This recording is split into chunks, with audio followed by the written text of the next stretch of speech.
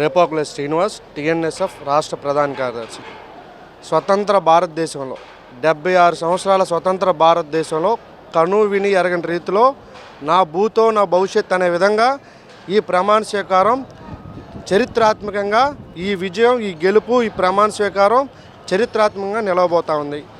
దానిలో భాగంగా ఈ ఏర్పాట్లు అన్ని విధాలుగా రాష్ట్రంలో 5 కోట్ల ప్రజలందరూ కూడా ఇంకెప్పుడు ప్రమాణ స్వీకారం అని చెప్పి ఎన్నో లక్షల వేల కోట్ల కళ్ళు ఎదురు చూస్తూ ఉన్నాయి. ఈ ప్రమాణ స్వీకారానికి దాదాపు 6 నుంచి 7 ముఖ్యమంత్రులు కూడా రాబోతూ ఉన్నారు. గవర్నర్ గారు రాబోతూ ఉన్నారు, మోడీ గారు రాబోతూ ఉన్నారు.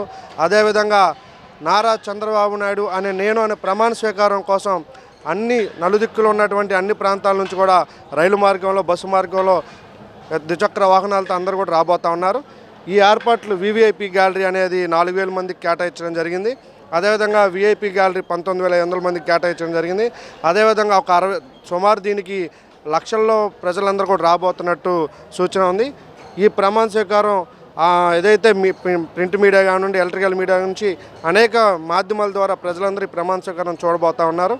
ఈ ప్రమాణ స్వీకారం చరిత్రాత్మకంగా భారతదేశంలోనే ఈ ప్రమాణ స్వీకారం నిలిచిపోతుందని చెప్పి తెలియజేస్తా ఉన్నాం. ఇప్పుడు కూడా నిన్నే ఏర్పాట్లు 5 ఐఏఎస్ ఆఫీసర్లను కూడా నియమించడం జరిగింది.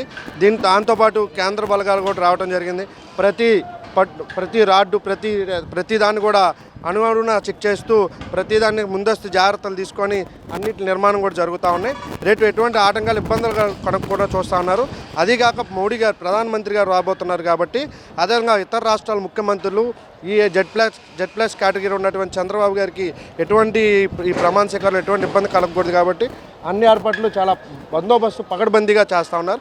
దీనికైతే ఎటువంటి ఇబ్బందులు అయితే కలవని చెప్పి కూడా మేము అందరూ అనుకుంటున్నాం. తెలుగుదేశం పార్టీ నాయకులు, టీడీపీ, జనసేన, బీజేపీ నాయకులు కూడా ఈ ఏర్పాట్లన్నింటినీ కూడా ఎప్పటికప్పుడు పర్యవేక్షిస్తూ ఉన్నారు. అధినాయకుడికి కూడా అన్ని ఎప్పటికప్పుడు అప్డేట్ అనేది కూడా వివరిస్తూ ఉన్నారు అని చెప్పి తెలియజేస్తాం.